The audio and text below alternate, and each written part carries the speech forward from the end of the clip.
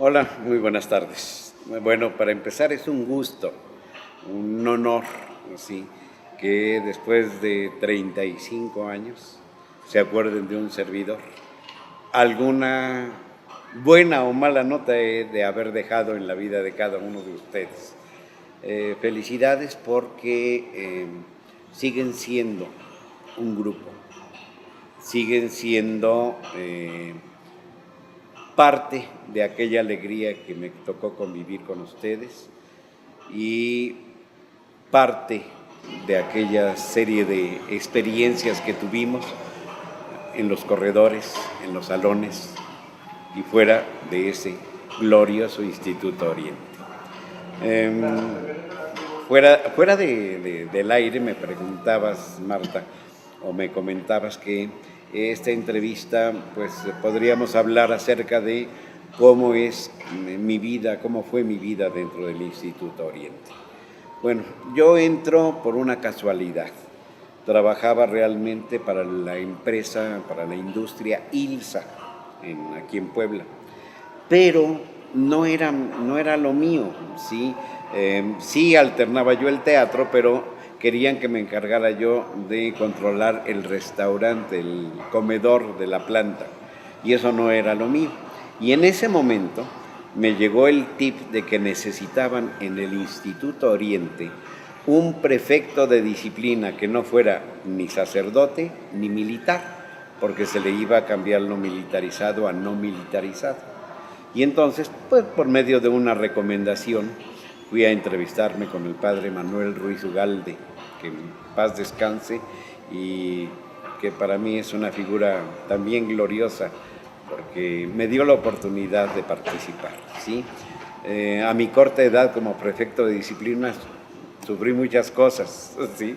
Por parte de compañeros maestros en ese entonces y por parte de alumnos que no me veían con la edad ni con la dignidad del puesto que debería de tener. Pero en fin, entré, acompañé en los primeros momentos a Felipe Flores Narro, que era el comandante en jefe de las Fuerzas Armadas del Instituto Oriente, ¿sí? Y posteriormente me quedé un tiempo solo, ¿sí? Hasta que entró Nacho Salgado, ¿sí?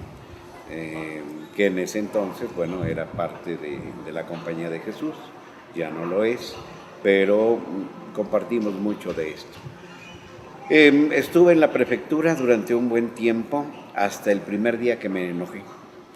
Es decir, antes de eso, quisiera mencionar que me tocó el cambio de militarizado a no militarizado y de no militarizado a mixto.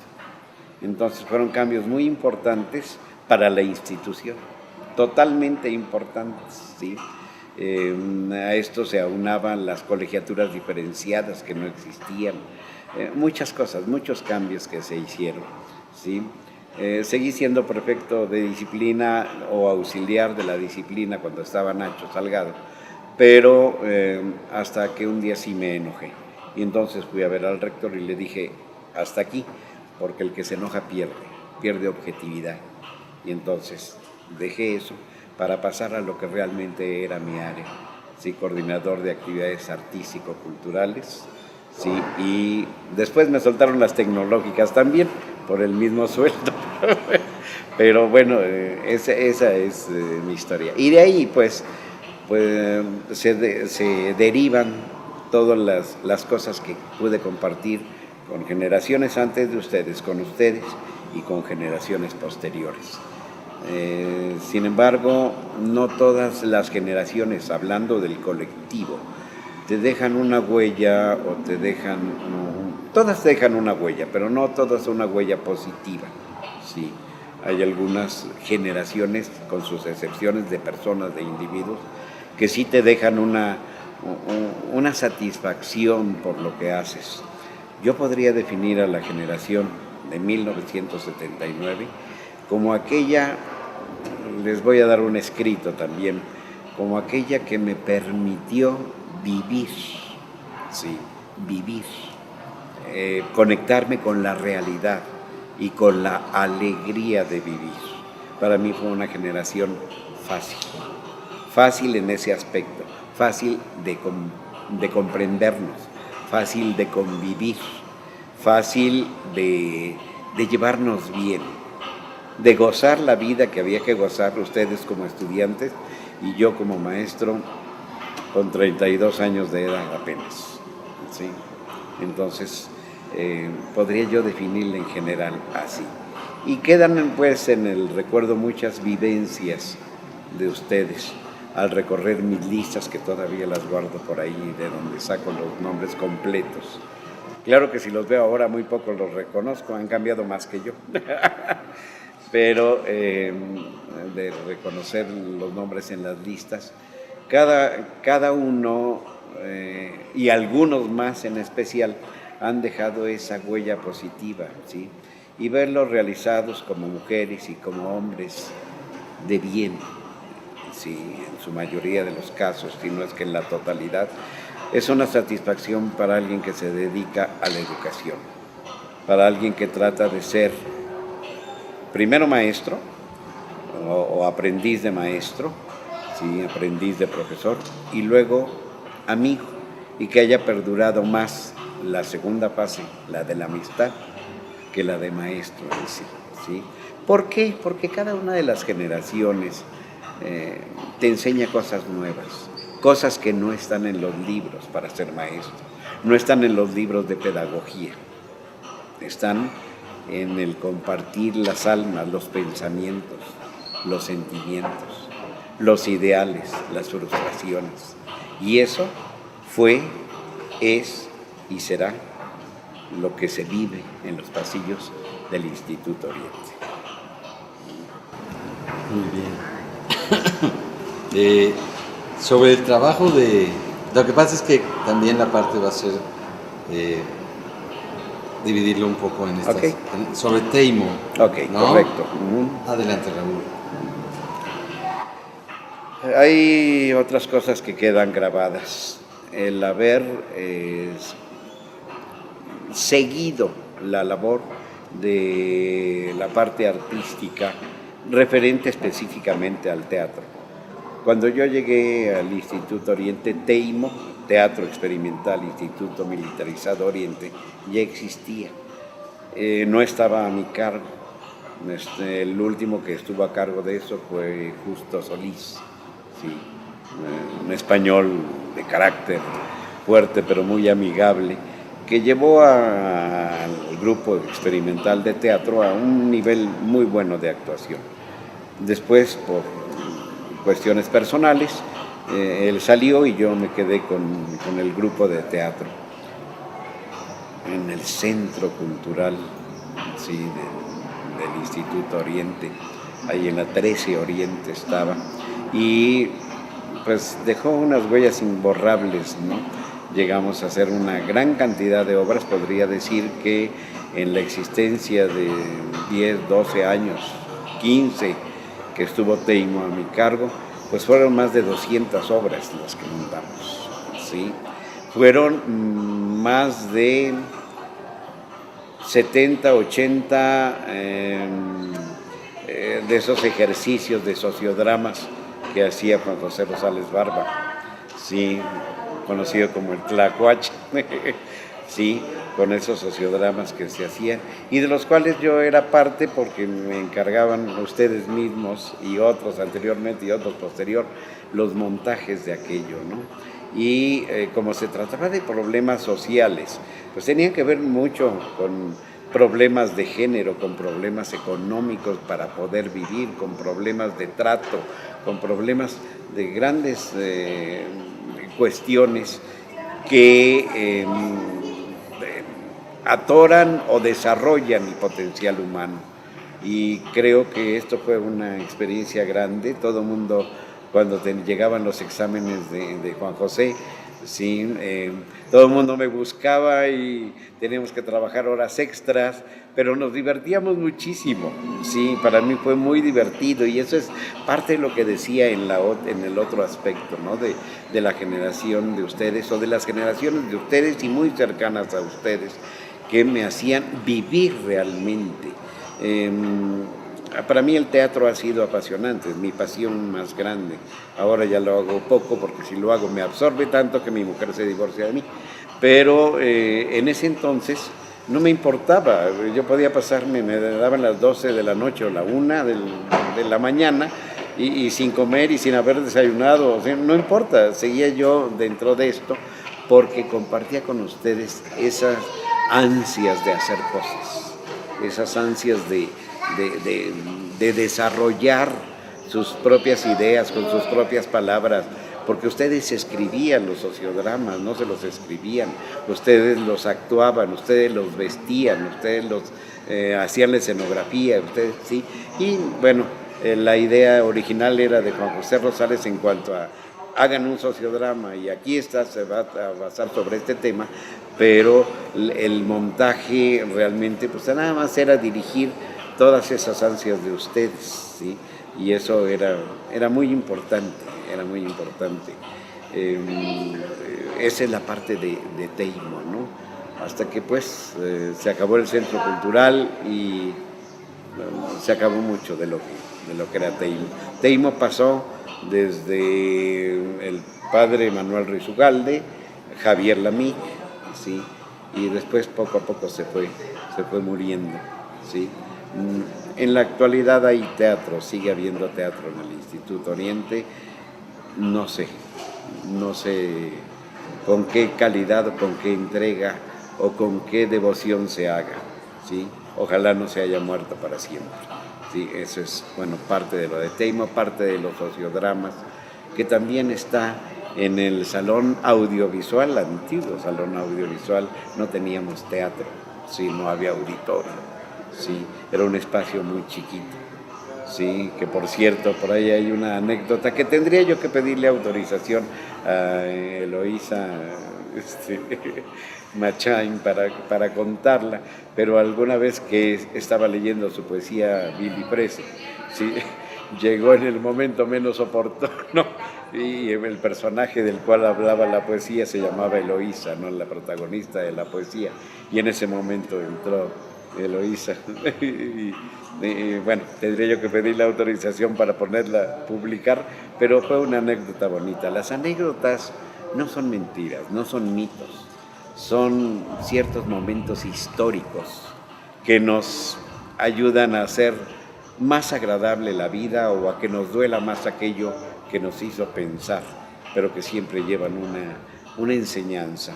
La mayor parte de ellas son en la ironía, en la parte agradable o cómica, ¿sí? de lo que se narra, pero sí definitivamente hay esa vivencia real que va a ser contada por quien la vivió o por quienes la vivieron, cada quien con su versión, pero no son mentiras. Entonces me gusta mucho a veces recurrir a la anécdota, ¿sí? La anécdota puede ser visual, puede ser auditiva, puede ser, no sé, de movimiento, ¿sí? Pero se te queda grabada en la vida y a lo mejor porque yo fui educado así, a base de anécdotas, a base de dichos, ¿sí? De frases, ¿sí? que te hacían entender o lo bueno o lo malo, o lo positivo, lo negativo, o lo conveniente o lo inconveniente. Entonces, eso es parte de lo que queda en esas aulas, en esos corredores, en ese salón audiovisual o en ese teatro de Teimo, ¿sí? Donde llegamos a ganar premios estatales, no nacionales, pero sí estatales. Bueno, estas son lo intitulé Palabras del Corazón, dedicadas a la generación 1979 del Instituto Oriente. Cuando hablé con Marta para esta colaboración de esta memoria, ¿sí? Me dijo que ojalá pudiera escribir algo. Esto nació del corazón, por eso está así. En mis recuerdos, ya escasos de 35 años atrás, pero no por eso menos intensos y agradables, guardo en la memoria la vibración de una generación que representó en el ejercicio de la más noble de las profesiones que un día decidí adoptar, un cúmulo de valores humanos que encontré entre mis queridos alumnos de la generación 1979 del Instituto Oriente. Hago una parte y me permito decir alumnos porque en ese entonces no había chiquillos y chiquillas. Alumnos eran alumnos y alumnas. Regreso al escrito. Con estas breves palabras, pretendo saldar una mínima parte de la inmensa deuda de gratitud a quienes compartieron conmigo momentos de su vida, momentos de su sabiduría, de su alegría y de sus tristezas, mis alumnos del 79. Gratitud a ustedes que jamás permitieron que yo fuera presa de la soledad o de la desesperanza, obsequiándome con su presencia permanente, en persona en aquella época o en pensamiento ahora, que me permiten disfrutar del tesoro de su amistad y que me ponen en contacto con la auténtica alegría de vivir. Gratitud a la gentileza, a la fortaleza, a la dignidad y al valor de ustedes, jóvenes entonces, no tanto ahora, que al asistir a mis clases me dieron su cariño y de quienes aprendí mucho más que los libros. Entre esos recuerdos hay algunos que se quedaron grabados indeleblemente y, a pena de omitir gran cantidad de nombres y de vivencias, me permito referenciar aquellos que aún permanecen.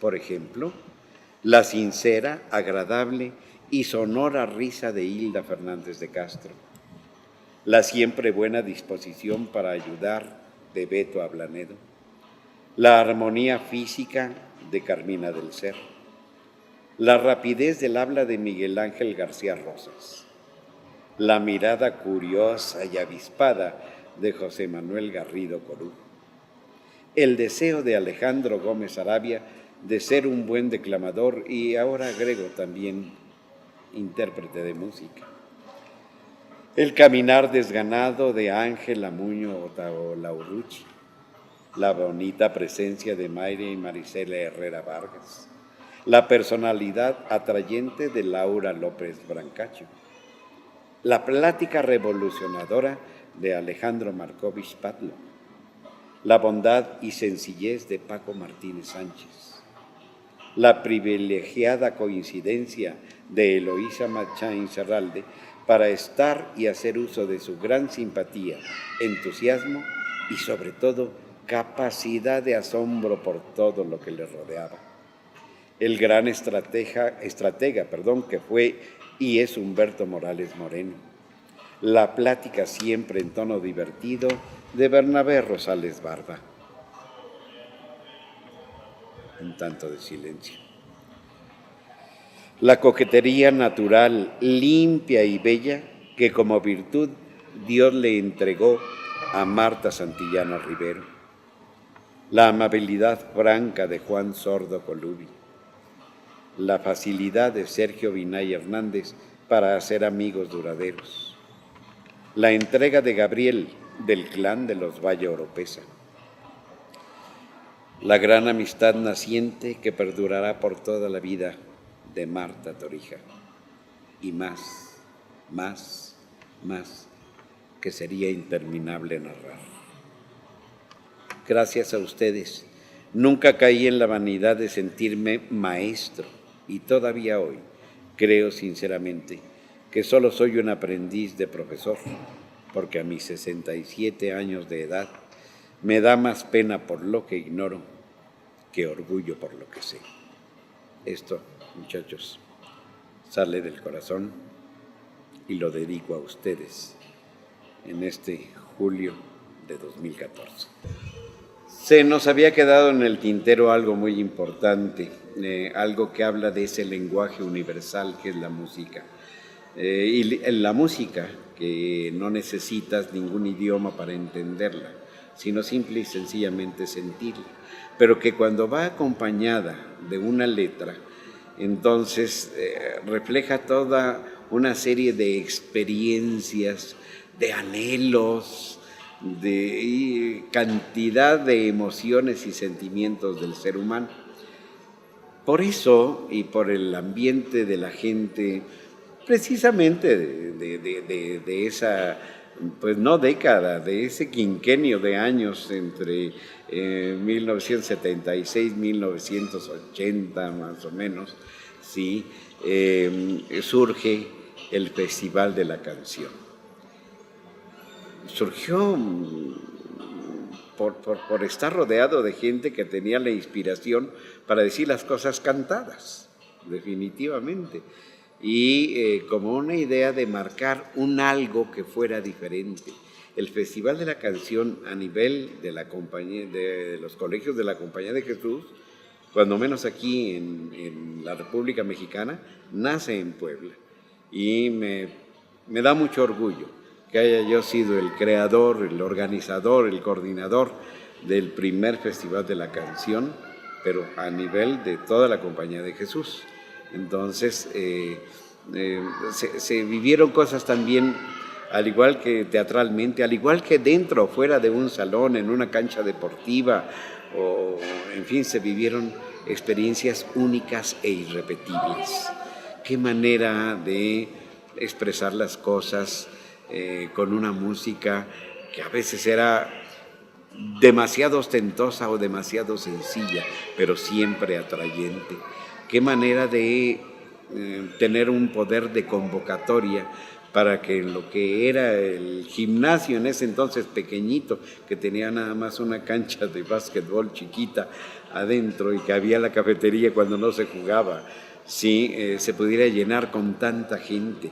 Qué participación de los padres de familia de ustedes para apoyar y para llevar carteles y globos y matracas para apoyar a cada uno de los grupos.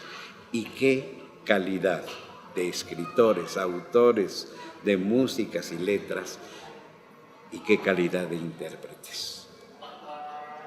Alguno de ellos todavía sigue trabajando en forma profesional, dedicada al canto.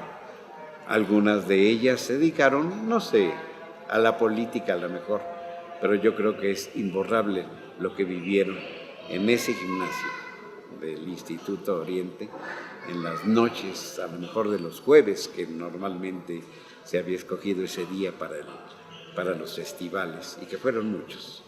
Y que no sé si siga habiendo Festival de la Canción en el instituto, pero dentro del sistema educativo jesuita sí lo hay. En la Ibero Puebla, por ejemplo, hay Festival de la Canción, ¿sí? Y bueno, ahí está alguno de los que participó en ese entonces, como participaron ustedes. Y de ahí se derivaron muchas cosas. Yo me acuerdo del conjunto que tenían de música folclórica, ¿sí? ¿Sí? El sapo cancionero y de todo aquello, ¿sí? que se interpretó. Y bueno, quedan nombres muy grabados, ¿no? La familia Basaldúa Silva, ¿verdad? Que siempre, cuando le tocó, participó. Les gusta el teatro, les gusta la música sobre todo, les gusta la cantada, les gusta la poesía, entendiendo como poético todo aquello que está expresado en forma bella. Eso se había quedado en el tintero y no podíamos dejar de decirlo. Gracias nuevamente.